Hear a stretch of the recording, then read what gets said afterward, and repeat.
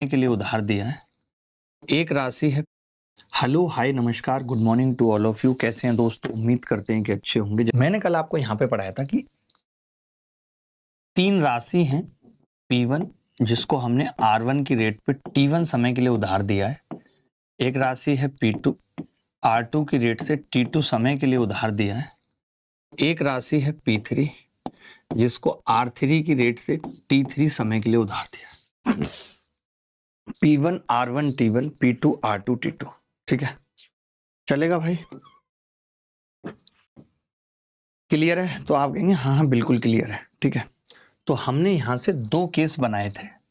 2 case बनाए थे। Case number 1 हमने कहा था अगर कोई ये कहे कि SI received from all 3, SI received from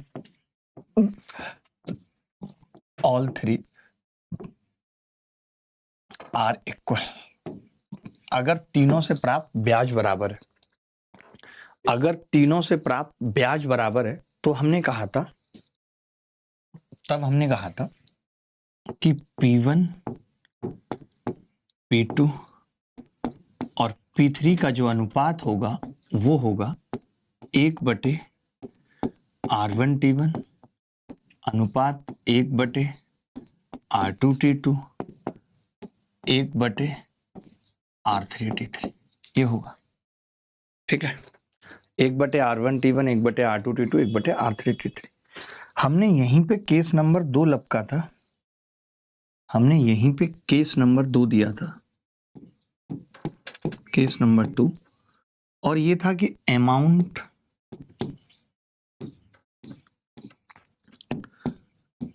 received from all 3 are equal. Amount का मतलब होता है प्रिंसिपल प्लस ब्याज मिला के बराबर है।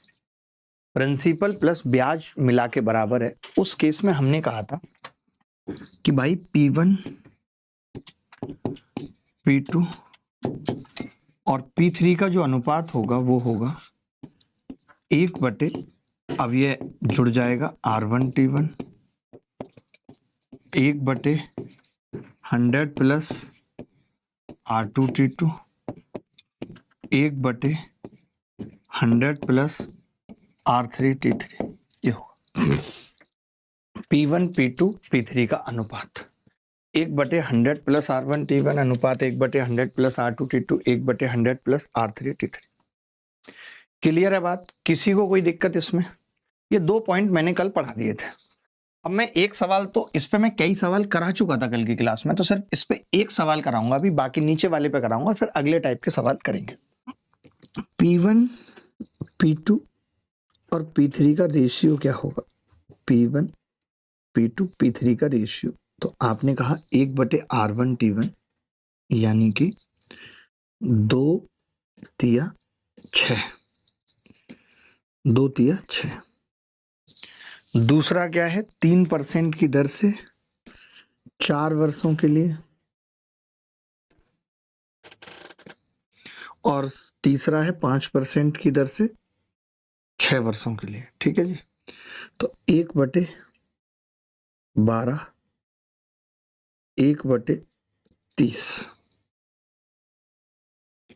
अब आप कहेंगे 6 एकम 6, 6 दूनी 12, 6 पंजे 30। अगर आप एलसीएम ले लें या 10 से गुणा कर लें तो ये रेशियो आ जाएगा 10:5:2। रेशियो को किसी भी संख्या से गुणा कर लें कोई फर्क नहीं पड़ता है। रेशियो को किसी भी संख्या से गुणा कर लें कोई फर्क नहीं पड़ता। 10:5:2। अच्छा, हमें इस 10:5:2 में किसको बांटना है? तो आपने कहा जी 85,000 को डिवाइड करना है। 85,000 टोटल मिला के ये कितना है? 17। 17 की वैल्यू 85,000 है। हमें दूसरे भाग पर मिलने वाले साधारण ब्याज का मान बताना है। Find the value of simple interest received on the second part. वाह, सोचिए, सवाल ही कुछ अलग पूछ लिया। तो पहले मैंने कहा P2 की वैल्यू निकाल लो, तो आपने कहा P2 5 है जी, तो 17 में पंजे 85, 5,000। 5 की वैल्यू कितनी आ गई? 25,000। ये 25,000 P2 आ गया। आपसे क्या पूछ रहा है सवाल में कि इस पे ब्याज बताओ, तो आपने कहा गुरुजी 3% है 4 साल के लिए, यानी ओवरऑल 12% ब्याज है। तो 25 का 12% कितना होगा? तो जवाब होगा जी 25 छेक के 150, 12% निकालना है ना, 250 गुणा 12 हो गया, 250 दूनी 506, 3000 रुपये ब्याज होगा। ऑप्शन में नहीं है लेकिन आंसर यही है, आंसर यही है 3000, ई ऑप्शन। 3000 रिंग रोड पे गाड़ी आज भगाएंगे। देखिए अभय के पास 1218 रुपए हैं, बहुत कम अमाउंट है अभय के पास। मुझे दुख भी है इस बात का कि अभय के पास इतना कम क्यों है। इसने इसे अपने बेटे अर्जुन, ओहो यही मलाइका वाला ही होगा पक्का, अर्जुन और कार्तिक में बांट दिया। उन्हें इस वार्षिक रूप से संयोजित होने वाली 10% वार्षिक ब्याज दर पर निवेश करने को कहा। यह देखा गया कि अर्जुन और कार्तिक को 12 और 13 वर्ष बाद समान राशि प्राप्त हुई। देखिए भाई, अब जो P1 और P2 का अनुपात होगा, एक्चुअली क्या है, राशि समान प्राप्त हुई है, समान राशि ना कि ब्याज। तो 1/100 प्लस 10 गुणा 12 अनुपात 1/100 प्लस 10 गुणा 13। आप देख रहे हैं जी ये 1/220, ये 1/230, अनुपात निकालूं एलसीएम लेके तो 23 और 22 आ गया। ये समझते हो 23 22 कैसे, 23 यहाँ आ गया 22 इधर आ गया, एलसीएम भी लोगे तो यही तो आएगा। अब इन्होंने अक्षय ने कार्तिक को कितनी राशि दी थी ये बताना है। अक्षय ने कार्तिक को कितनी राशि दी थी, दूसरे बेटे का बताना है, यानी 22 का मल्टीपल बताना है। अब 22 से ये तो नहीं कटेगा, 11 से नहीं कट रहा, ये भी नहीं कटेगा। दो ही ऑप्शन हैं जो दिख रहे हैं, तो मैंने देखा 11 पंजे 55, ये कट रहा है, सी आंसर है, सी आंसर। 45 की वैल्यू सवाल में 1218 है, मुझे तो गलत लग रहा है सवाल। 45 की वैल्यू 1218 है, क्योंकि ये तो कटेगा ही नहीं, वरना सवाल इसने कंपाउंड इंटरेस्ट का डाल दिया, सीआई का डाल दिया, जबकि सवाल एसआई का था। कोई बात नहीं, अब मैं एक तो ये सीआई हटा रहा हूं यहां से, ये सीआई जो लिखा हुआ है ये हटा रहा हूं, आप चिंता ना करें, पूरा सवाल बदल रहा हूं, ठीक है। वार्षिक रूप से संयोजित होने वाली,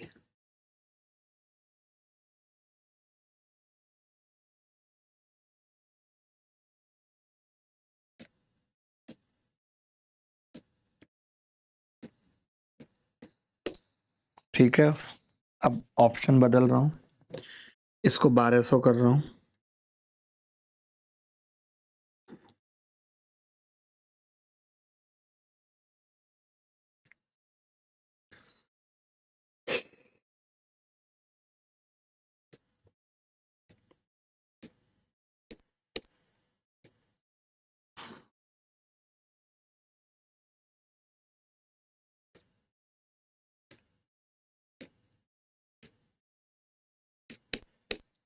ठीक है भाई। कितना ऑप्शन आएगा, 22।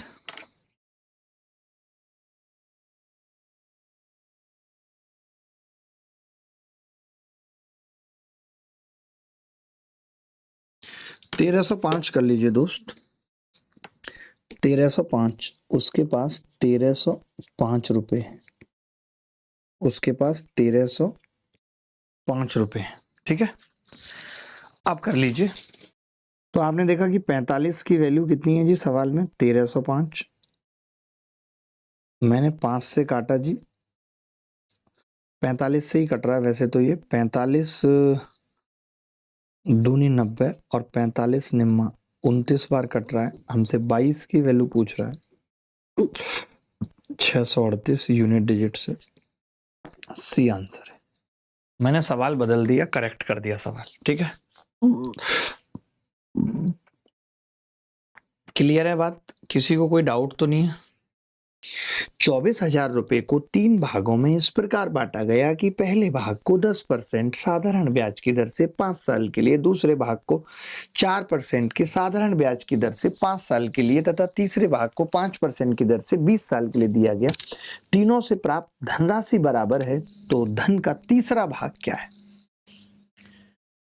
तीनों से प्राप्त धनराशि अमाउंट बराबर है, अमाउंट बराबर है। देखिए भाई, यहां पे P1 और P2 और P3 का अनुपात क्या होगा? तो आपने कहा 1/100 प्लस 10 पंजे 50, 1/100 प्लस 4 पंजे 20, 1/100 प्लस 20 पंजे 100। यह आ गया। मैंने कहा जी एलसीएम ले लेते हैं, तो आपने कहा एलसीएम 600 आएगा, तो अनुपात होगा 150 चौका 4 अनुपात 120 पंजे 230, 4 5 3 का अनुपात आ गया 4 5 और 3। आपने कहा जी 4 5 3 का मतलब है 12। इसको हमें बांटना है किसको? 24,000 को। तो 12 की वैल्यू 24,000 है, 1 की 2 के आ गई, 3 की पूछ रहा है सवाल में। 6 के रिंग रोड पे गाड़ी आज भगाएंगे, छमिया बैठ पजेरो में तेरा हैप्पी बर्थडे मनाएंगे। किसी व्यक्ति ने अपने 15 वर्ष और 13 वर्ष की आयु वाले 2 पुत्रों में 1,45,600 की राशि विभाजित की। दोनों पुत्रों ने अपने हिस्से को 10% वार्षिक साधारण दर पर निवेश किया। यदि प्रत्येक को उसके 18 वर्ष की आयु होने पर बराबर धनराशि मिली हो, तो छोटे पुत्र ने कितनी राशि प्राप्त की? और ये खुद कह रहा है कि बराबर धनराशि मिली हो।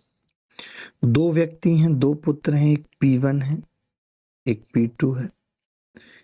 1/100 प्लस 15 गुणा 10 150, 1/100 प्लस 13 गुणा 10 130। तो ये आ रहा है जी 1/250, 1/230, 0 से 0 कट गया, 23:25 आ गया। 23:25। अब 23:25 का मतलब क्या है? टोटल 48 है, जिस 48 की वैल्यू सवाल में 1,45,600 दे रखी। छोटे पुत्र ने कितनी राशि प्राप्त की? यानी 25 की वैल्यू आपसे पूछ रहा है, क्योंकि छोटा पुत्र किसी व्यक्ति ने अपने 15 वर्ष 13 वर्ष की आयु वाले 2 पुत्रों में 13 वर्ष वाला यही है, ठीक है। तो मैंने कहा जी ये किसी से कटेगा क्या? कटेगा क्या? तो 48 या 144 हो जाएगा, 16 आ जाएगा। नहीं 16 से ही काट लेते हैं। 16 से काटने का कोई फायदा है नहीं, बट ठीक है काट लेते हैं, आप कह रहे हो तो। मैं तो कह रहा हूँ डायरेक्ट ही काट लेते हैं। 48 तिया 144, 16 बचेगा। 6 उतारेंगे ना जाने की 0, 160 बचेगा। 160 को फिर भाग लगाएंगे तो 48 तिया बारी कटेगा और फिर 14 बच जाएगा 140। फिर यार 160 बच जा रहा है, तो बार बार 160 ही बच रहा है। गलत तो नहीं है सवाल? वही मुझे लग रहा है रॉन्ग तो किए। 15 वर्ष और 13 वर्ष की आयु के बाद प्रत्येक को उसके 18 वर्ष की आयु होने पर, ओहो हम तो ये चीज देखे ही नहीं ना, क्रैक है ना हम तो। यानी 1/100 प्लस इसको मिली है 3 साल, तो 3 गुणा 10। दूसरे वाले को मिली है 5 साल, 100 प्लस 5 गुणा 10, ये आ गया जी 1/130। हमने देखा ही नहीं दोनों को साल कितनी मिली है। 15 साल उसकी उम्र है और 13 साल उसकी उम्र है, और वो 18 साल का हुआ है, का मतलब ही है कि एक को 3 साल मिली है, एक को 5 साल मिली है। अनुपात आ गया जी 15:13। ये टोटल मिला के बैठ रहा है 28, और इस 28 की वैल्यू सवाल में 145600 है। आपसे क्या पूछ रहा है मैं आपको बताता हूं। आपसे 13 की वैल्यू पूछ रहा है। तो 13 से कटने वाली संख्या मैं कह रहा हूं 13 650 कटती है, नहीं कटेगी। 13 पंजे 65, 13 दूनी 26 ये कट रही है, उत्तर हो सकता है। 13 पंजे 65 नहीं कटेगी, नहीं कटेगी। केवल बी ही 13 से कट रहा है और यही उत्तर होगा। बी ही 13 से कट रहा है और यही उत्तर होगा। और इसको भाग लगाएं तो कैसे लगाएंगे, देखिए 28 से कितनी बार कटेगा, 28 दूनी 112, 140 5 बार, 5 56, 28 दूनी 56, 0 0। हमें निकालनी है 13 की, 0 0, 13 दूनी 26 का 6 हासिल 2, 13 पंजे 65 और 2 67, ये लो। लेकिन हमने क्या किया, 13 के मल्टीपल से इस सवाल को खत्म कर लिया। इसको मल्टीपल अल्ट्रा कैल्सी में फेंक के मार देंगे। एक व्यक्ति अपने 2 बच्चों जिनकी आयु 5 वर्ष और 13 वर्ष है कि बैंक के खातों में 21,750 रुपए की राशि इस प्रकार निवेशित करता है कि 21 वर्ष की आयु होने पर 4.5% की दर से इनको समान धन प्राप्त हो। तो छोटे बच्चे का भाग ज्ञात कीजिए। छोटे बच्चे का भाग P1 और P2 का अनुपात 1/100 प्लस 9 वर्ष से और 21 वर्ष तक का सफर कितना होगा जी, 12 वर्ष। तो 12 गुणा 4.5 अनुपात 1/100 प्लस 13 वर्ष वाले का कितना होगा जी, 21 वर्ष में 7 और 1 8 वर्ष गुणा 4.5। आपने कहा जी ये आ गया 1/12 चौक 48 54, तो 154। और ये आ गया जी 154 के बाद 8 चौक 32 और 4 36, 136। कुछ कट पिट रहा है तो आपने कहा हाँ जी ये 77 आ रहा है। ये 2 छिक्के 12, 2 अट्ठे 16, 68 आ रहा है। यानी रेशियो आ गया 68 रेशियो 77। छोटे बेटे का भाग पूछा है, छोटा बेटा है पहले वाला, 68 की वैल्यू पूछ रहा है, यानी 17 से कटेगा। ये नहीं कट रहा 17 से। 17 छिक्के 102 और ये भी नहीं कट रहा 17 से। 17 छिक्के 102 12, 17 में 7 119, ये कट रहा है 17 से और ये भी कट रहा है। 2 बचे हैं जो कट रहे हैं 17 से। अब देखते हैं क्या होगा। आपने कहा जी 8 7 15, टोटल जो बैठ रहा है जोड़ के वो बैठ रहा है 8 7 15 का 5 हासिल 1 और 14 145। 145 की जो वैल्यू है सवाल में वो है 21,750। 21,750। तो हमें एक बात तो समझ में आ गई, एक बात हमें समझ में आ गई जी कि 0 तो रहेगा। देखो इसमें 1 5 है, 1 5 तो इसी से कट जाएगा, तो 0 तो रहेगा। 0 रहेगा तो 77 की वैल्यू में भी 0 आएगा। इसमें 0 नहीं आ रहा है, 68 में भी आएगा तो ए उत्तर है। ए उत्तर है, 68 में भी आएगा 0, इवन होगा उत्तर। आप निकालना चाहते हो तो देखो कैसे निकालेंगे। 145 से इसको भाग करना है तो पहले 5 से कर लें। 29 की वैल्यू आ रही है 5 चौक 20, 5 या 15, 55 25 और 0। 29 की कितनी आ जाएगी 1, 29 एकम 29, 150 आ गई। 68 की निकालनी है तो 0 आएगी। 15 अट्ठे 120 की 0 हासिल 12, 15 छिक्के 90 है और 12 102। 102 पे 2 0 है। ए इज द करेक्ट आंसर। लिखने का तरीका गलत हो गया है। क्या मुश्किल था, किसी एंगल से मुश्किल था? आदि बेटे बताओ। 18,210 रुपए की धनराशि को 3 योजनाओं ए बी और सी में 5 8 और 4 वर्ष के लिए निवेशित किया गया। तीनों पे साधारण ब्याज इतना है। प्रत्येक योजना की समाप्ति पर व्यक्ति को मिलने वाली राशि का अनुपात इतने है। अब फंस गया। अब कुछ खास नहीं फंसे। देखो मैं सिखाता हूँ, कुछ खास नहीं फंसे। आपको लग रहा होगा फंस गए। जब ये ट्रिक हमने बनाई थी, जब हम ये ट्रिक बनाते थे कि P1, जब हम ये ट्रिक बनाते थे कि P1 R1 T1, समझना, और P2 दो ही लिख लेता हूं, ज्यादा नहीं लिखता हूं, R2 T2 को आप उधार दे रहे हो। और पहला पॉइंट ये आ गया कि जी ब्याज जो है SI रिसीव्ड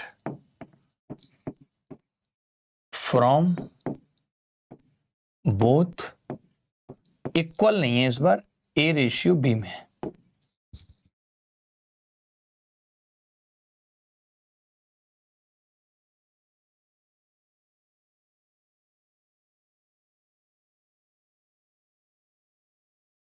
ए रेशियो बी में है, ऐसा ही receive from both in ratio A ratio B. तब आप इसी चीज को कैसे लिखेंगे आप बताइए? तब आप कहेंगे कि जी P1 R1 T1 बटे 100 ये आपका ए के बराबर होगा एक तरीके से, P2 R2 T2 बटे 100 बी के बराबर होगा, ऐसे होगा या नहीं? तो यहाँ पे जब आप P1 P2 का अनुपात निकालेंगे तो 100 से 100 तो कट जाएगा दोस्त। P1 P2 जब आप यहाँ से निकालेंगे तो आएगा 100A बटे R1 T1 100B बटे R2 T2। तो आपको ये बात याद रखनी है, 100 से 100 तो कट गया कि अगर ब्याज बराबर थी तो यहाँ एक आ रहा था, अगर बराबर नहीं है तो ए आ जाएगा, बी है तो बी आ जाएगा। ये चीज आपको याद रखनी है। अब अगर मैं ये कहूं कि दोनों से प्राप्त धनराशि का अनुपात, सेकंड पॉइंट है कि अमाउंट रिसीव्ड, इस बात को भी लिख लीजिए, amount received from both, amount received from both are in ratio m अनुपात n है मान लो, तो फिर क्या होगा P1 अनुपात P2। तो आप कहेंगे कोई बात नहीं, जहां पे हम 1 लिख रहे थे वहां m लिख देंगे, बाकी सब एज इट इज रहेगा। मैं क्या आपको ज्यादा कॉम्प्लिकेटेड नहीं बताता हूँ, चीजें सिंपल कर देता हूँ। नहीं तो मैं ये बराबर और फलाना और ढिमका 36 चीजें बता सकता हूँ, बट मैंने बड़ा सिंपलीफाई कर दिया। क्या किया? बड़ा सिंपलीफाई कर दिया कि भैया ये m बटे 100 प्लस R1 T1 और ये n बटे 100 प्लस R2 T2 होगा। T2 समझते होंगे, T2 हमारे भी मामा थे, उनका लड़का आज सरकारी नौकरी में लग गया, बड़ी बात है। आपने कहा जी P1 P2 और P3 का जो अनुपात होगा वो होगा 3 बटे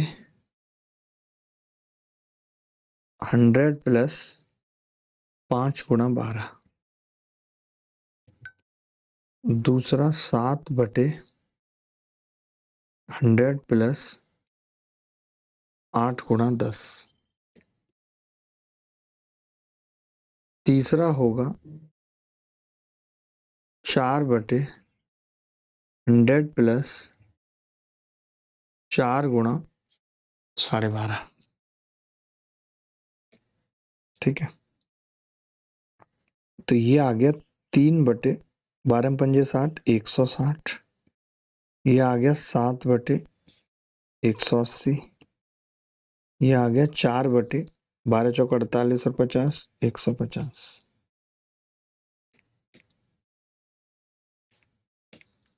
कट गया सब कुछ जी। एलसीएम तो अभी भी लेना पड़ेगा, गलत तो नहीं किया मैंने कुछ, 12 पंजे 60 नहीं। आपने कहा जी मास्टर साहब एलसीएम ले लेते हैं अनुपात निकालने के लिए, तो 90 तो आएगा ही आएगा, 8 और ले लेते हैं तभी कट पाएगा, 16 से नहीं तो नहीं। तो ये 16 से भाग लगाया 45 दिया 135 अनुपात, 18 से लगाया 5 8 40 4 7 28 280, 15 से 6 8 48 चौका 192, ये अनुपात आ गया 135 अनुपात 280 अनुपात 192, यानी 192 का मल्टीपल होना चाहिए जी।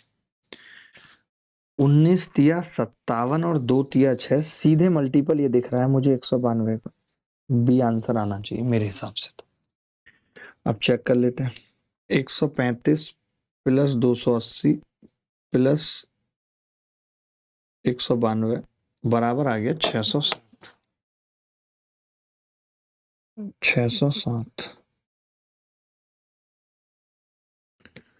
607 की वैल्यू कितनी होगी? 18210। ये सीधे सीधे 3 बार कट रहा है, एक की वैल्यू 30 आ रही है, एक की 30 है तो इसकी कितनी होगी? 5760। ये आंसर। तो कभी ऐसा सवाल आएगा तो फंसोगे तो नहीं हो, अब कोई कॉम्प्लिकेशन तो नहीं लगेगा, मैं ये कह रहा हूं अब कोई कॉम्प्लिकेशन तो नहीं लगेगा दोस्त। भाई अब इसमें उल्टा है, ये कह रहा है 4:5 के अनुपात में कोई धनराशि और 2 भागों में 4 और 5 वर्ष के लिए उधार दी गई, दोनों को 8% वार्षिक साधारण ब्याज की दर पर उधार दिया गया, दोनों भागों से प्राप्त ब्याज के बीच का अंतर। देखिए, जब कभी ऐसा सवाल हो और आपको पता है कि ब्याज निकालनी है, तो मैं कहता हूं आप इसे 400 और 500 ले लीजिए।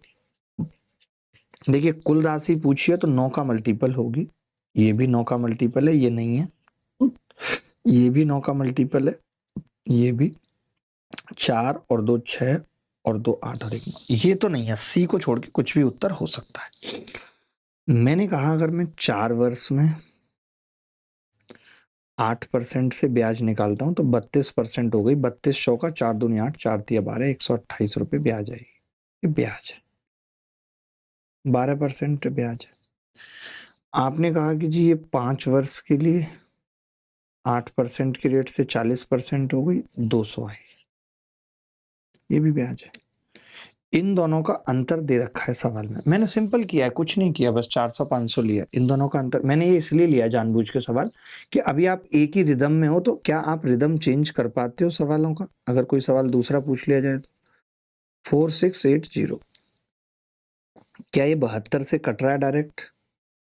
6 से 6 दूनी नहीं, 7 8 9 नहीं, कट नहीं रहा है शायद, कोई बात नहीं, मैंने 8 से काट लिया इसको। 8 नहीं 72, 8 पंजे 40, 6 8 64, 8 पंजे 40।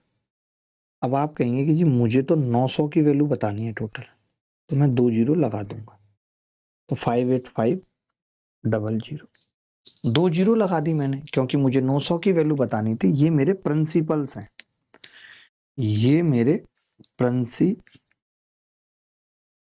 हैं, ये मेरे प्रिंसिपल्स हैं। ये सवाल देखिए, ये फिर से वही वाले सवाल आ गए। यहाँ पे साधारण ब्याज से दुगना बोल दिया। अब देखो, कुछ नहीं, मैंने क्या कहा था कि P1 और P2 का अनुपात निकालना है।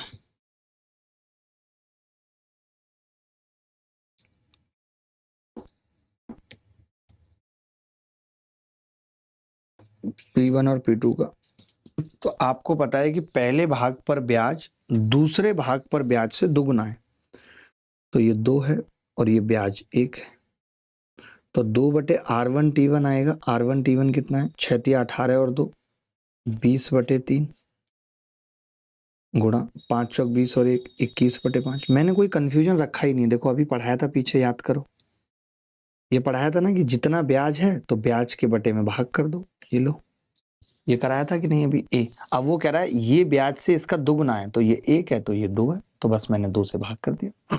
यही तो पढ़ाया कि पहले वाली ब्याज दुगनी है दूसरे से, 1 बटे, तो आपने कहा जी ये 4 गुणा 4 दूनी 8 और 3 11/4, 4 से 4 कट गया, 3 सत्ते 21, 5 चौक 20 और 2 दूनी 4, ये आ रहा है जी 1/14, 1/11, 11:14। शायद यही पूछ रहा है, उल्टा पूछ रहा है, दूसरे भाग का 14 का पहले भाग से अनुपात क्या है, ये आंसर। इसमें कुछ था ही नहीं सवाल में। 5000 रुपए की राशि को 2 भागों में इस प्रकार बांटा गया है कि पहले भाग पर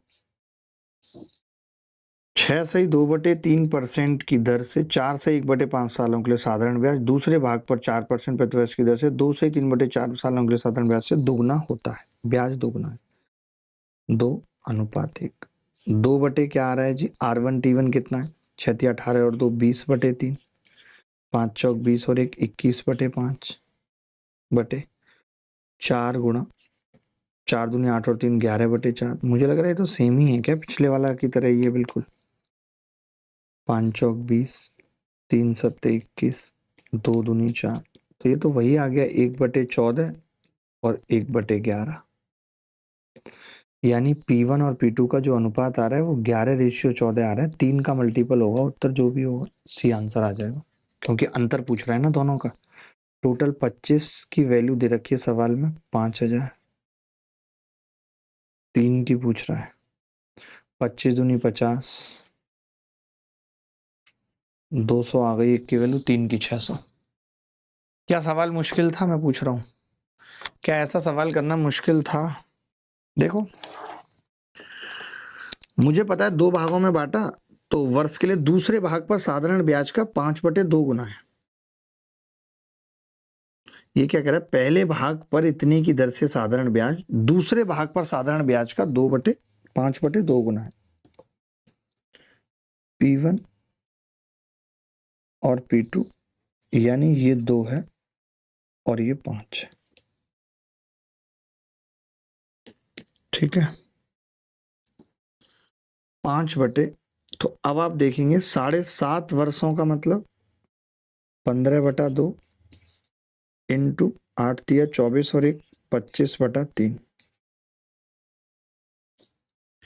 बटे 8 वर्षों का मतलब 5 चौक 20 और 1 21/4, 3 पंजे 15 और 5 से 5 कट गया, 4 दूनी 8 और 2 से 2 कट गया। ठीक है, बचा कुछ?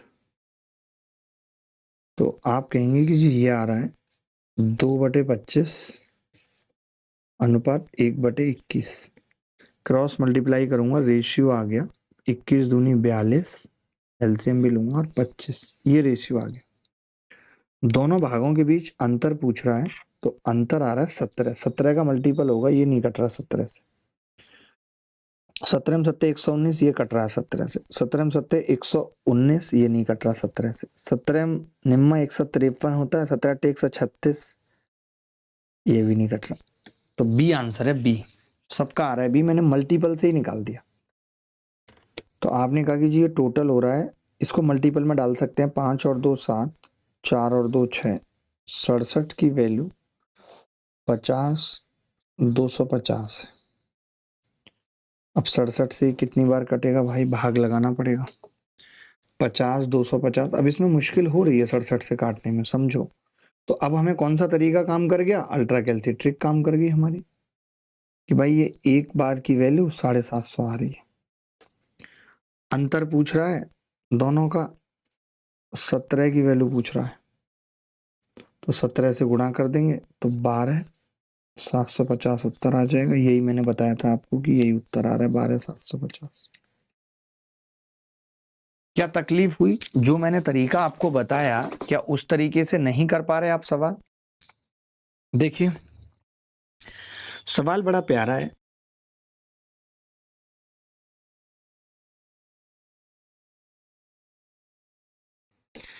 अब आप कह रहे हैं कि ब्याज पहली राशि के निवेश के समय से 5 वर्ष बाद ब्याज का अनुपात 5:3 है। वाह वाह वाह वाह, बाप रे बाप। तो देखिए, ब्याज का अनुपात दे दिया इन्होंने 5:3, ब्याज का अनुपात दे दिया 5:3। अब इन्होंने कहा है एक हिस्सा 15% पर 5 साल के लिए है और दूसरा हिस्सा 10% पे है, लेकिन वो पहले निवेश के समय से 5 वर्ष बाद यानी 2 वर्ष बाद निवेश किया गया, यानी केवल 3 साल है। देखिए, जो फर्स्ट पार्ट है, फर्स्ट पार्ट वो 15% है और टोटल 5 साल मिले हैं, लेकिन जो सेकंड पार्ट है वो 10% है और 3 साल मिले हैं। ठीक है, बहुत सिंपल तरीके से करा रहा हूं, एक ही तरीका बताया जिसको पूरे में लगा रहा हूं। मुझे नहीं लगता कि इससे ज्यादा सरल हो सकता है सवाल।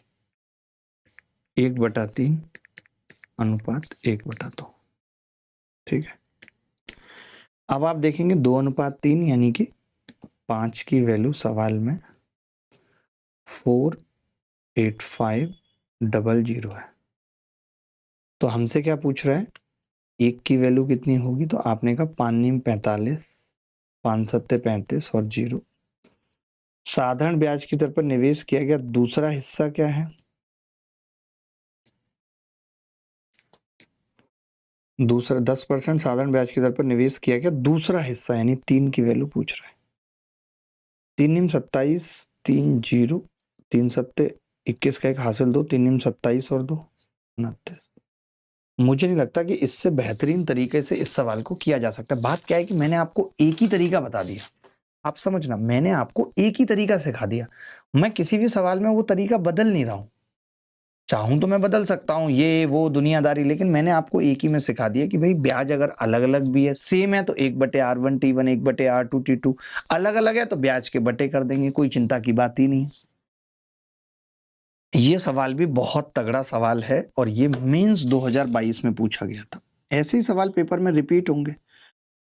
यदि ए द्वारा साधारण ब्याज पर वार्षिक 10% की ब्याज दर से 3 वर्षों के लिए 9100 रुपए का निवेश करके प्राप्त की गई धनराशि बी द्वारा साधारण ब्याज पर राशि के बराबर है। अब की बार राशि बराबर है दोस्त, समझना बात को, राशि बराबर है तो P1 यहाँ पे दे भी रखी है, P2 P1 9100 दे रखी है और इसका 90% पूछा है, बराबर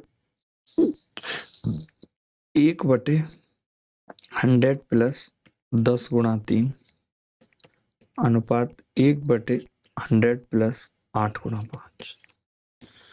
मैंने देखा कि ये 130 और ये 140 आ रहा है, 14:13 आ रहा है। आप देख सकते हैं कि 14 की वैल्यू सवाल में 9100 दे रखी है, 13 की कितनी होगी 9100 बटे 14 गुणा 13, यही होगी। आप में से इस सवाल का क्या पूछ रहा है, तो आप कहेंगे जी इस सवाल का मुझसे पूछ रहा है 90%, 90/100। देख लो आप, 90% पूछ रहा है। हमने कैसे निकाला, हमने कहा कि जी 7 से ये कट रहा है, तो आपने कहा हाँ 1300 बार कट रहा है और 2 बार ये कट रहा है। ये 0 से 0 कट रही है जी, 0 से 0 कट रही है जी, 2 से ये कितनी बार कट रहा है जी 65 बार। तो उत्तर कितना आ गया जी 65 गुणा 13 निम्मा 117। तो आपने देखा लास्ट में 5 आएगा, एक ही ऑप्शन में आ रहा है 7605। क्यों गुणा करनी है, नहीं करनी है। क्या ये सवाल मुश्किल था? सवाल क्या है, पहले सवाल समझो, इसमें ना थोड़ा एक पंगा है, वो आपको दिखेगा क्या पंगा है। ये कह रहा है एक व्यक्ति ने प्रतिवर्ष 6% प्रतिवर्ष की दर से एक राशि उधार ली और 1 वर्ष के बाद 6000 रुपए वापस कर दिए। अब जितनी भी रकम बच गई, ब्याज सब कुछ, वो 5% ब्याज की दर हो गई और द्वितीय वर्ष का ब्याज पहले वर्ष के ब्याज का 11/20 हो गया। तो बताओ राशि कितनी उधार ली। मैंने कहा जब भी कोई सवाल आपको बेसिक से करना है, आप कहते हैं एक्स मान के करूंगा, तो नहीं, आप थोड़े अपने बेसिक को भी स्टैंडर्ड बनाइए। आपको क्या करना है, 100x मान लेना है, ठीक है।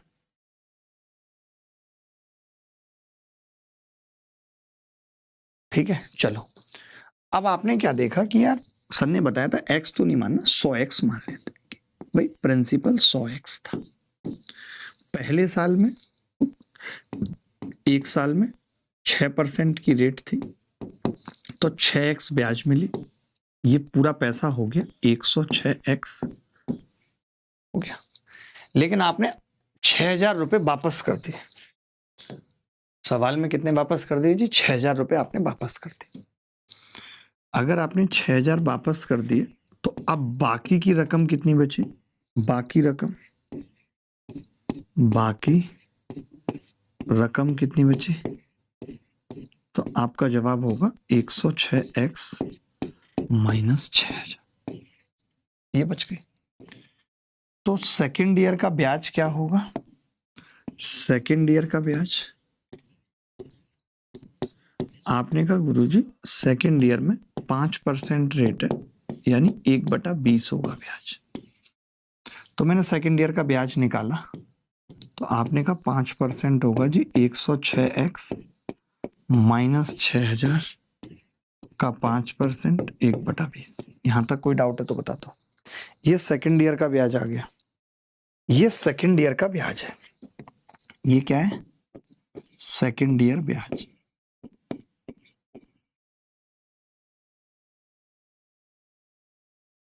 ये फर्स्ट ईयर का ब्याज है, फर्स्ट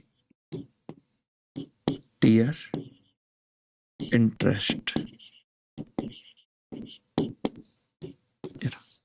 यही है। सवाल में कह रहा है कि दूसरे साल का ब्याज, ध्यान से सुनना, सवाल में कह रहा है कि जी दूसरे साल का ब्याज पहले साल का 11/20 है। तो पहले साल का 6x का 11/20 बराबर है दूसरे साल का कितना है, 106x माइनस 6000 इंटू 1/20। आपने कहा जी कि ये 20 से 20 कट गया, 15,000 आ रहा होगा इसका उत्तर, 20 से 20 कट गया, तो ये 66x बच गया। यहां पे कर रहा हूं कैलकुलेशन। तो आपने कहा कि 6000 तो इधर आ जाएगा, बराबर होगा 106x माइनस 66x बराबर 40x। 40 से इसको काटेंगे, 150 बार कटेगा, x की वैल्यू आ रही है 150। हमसे सवाल में पूछ रहे हैं जी 100x बराबर 15,000, यही answer, 15,000 is the correct answer, D is the correct answer, D is the correct answer. किसी को भी कोई डाउट है तो आप बता सकते हैं, कह सकते हैं। बड़े मैंने बेसिक बताया, बहुत बेसिक। मैंने क्या कहा, प्रिंसिपल मान लिया 100x, उस पर पहले साल ब्याज 6x, 6% से 6x मिल गई, तो ब्याज के साथ राशि हो गई 106x। आपने 6000 वापस कर दिया, बाकी रकम बची 106x माइनस 6000।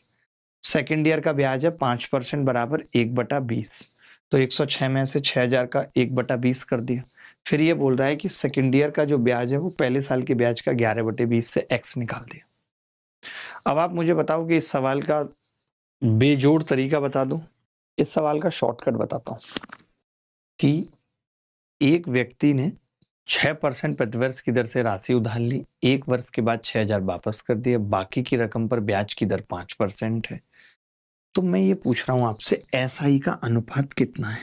एसआई समय तो सेम है, तो आपने कहा जी अगर पहले साल 20 रुपए ब्याज मिल रही है तो दूसरे साल 11 है, ये है या नहीं? चलो आप ऐसे मत समझो, ऐसे समझ लो, 20 और 11 है ब्याज का अनुपात। तो मैंने आपको क्या बताया है, मैंने आपको क्या बताया है, सुनना मेरी बात।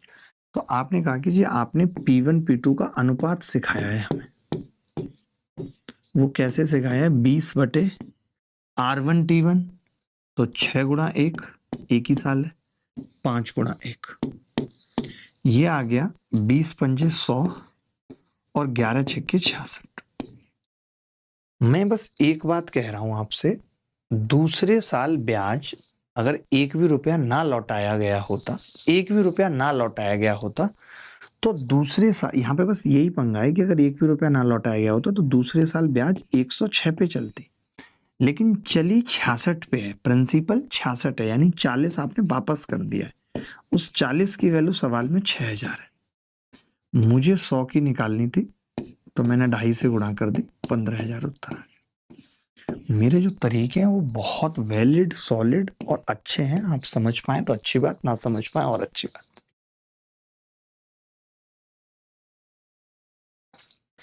बस इसमें एक ही अंतर है, मैं आपको बताता हूं, सब कुछ सेम है। एक अंतर क्या है वो बताता हूं। जैसे यहां पे आप अंतर दे रखा था ना, कहीं कोई जगह तो थी जहां अंतर दे रखा था, या अंतर पूछा था। जैसे यहाँ पे जब हम निकालते हैं तो 42 और 25 का अंतर 17 है। इसका मतलब पहले साल ब्याज 42 पे चली, दूसरे साल ब्याज 25 पे चली, 17 कम हो गया। प्रिंसिपल क्या होता है, एसआई में कभी बदलता नहीं है, प्रिंसिपल कभी एसआई में बदलता नहीं है, बट यहां पे बदल गया कि पहले तो ब्याज 100 पे चल रही थी, सही बात है, लेकिन फिर अब 106 पे चलेगी, क्योंकि इसने बाकी रकम वर्ड यूज किया, बाकी रकम, यानी 106 में से 6000 घटेगा जो भी होगा, लेकिन वो ब्याज चली 66 पे, यानी 40 लौटा दिया होगा आपने। कुछ बात समझ में आई? अब मैं कह रहा हूं कि P1 P2 का अनुपात निकालना है मुझे। तो आपने कहा गुरुजी ब्याज का अनुपात है 28 और 9, तो 28 बटे पहले साल का क्या है 8%, 1 से गुणा नहीं कर रहा, हर साल तो 1 है, और ये 6%। 3 दूनी 6, 3 तिया 9, 4 सत्ते 28, 4 दूनी 8, 2 से 2 कट गया, ये आ गया 7:3। अब आपको समझना है जी कि 8% की रेट से था, 8 सत्ते 56, 7.56 हो जाना था ये 8% से 1 साल बाद। इसका मतलब आपने वापस कर दिया 4.56, जिसकी वैल्यू सवाल में दे रखी है 109 पे 44। हमसे शुरू में उधार दी गई राशि 7 की वैल्यू पूछ रहा है। तो अब आप ही बताइए कि अगर 10,944 को मैं 4.56 से भाग कर दूं तो ये गुरु आ रहा है डायरेक्ट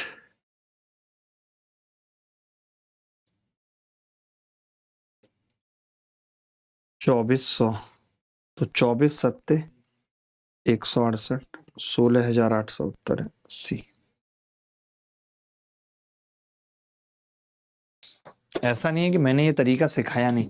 सोचिए, मैंने एक ही तरीका आपको कल से अब तक सिखाया, एक ही तरीका, और उसको ही किस तरीके से बांट दिया। यही मेरी खूबसूरती है पढ़ाने की कि मैंने ये सिखा करके और फिर मैं आपको इस तरफ ले गया, ये AB में, और फिर उससे मैंने कैसे बड़े बड़े सवालों का खात्मा और सुरमा किया, आप सोच नहीं सकते। ये आपको सोचना था, बट मैंने तोड़ा अच्छे से। बाय, टेक केयर, धन्यवाद, thank you very much, bye bye, take care.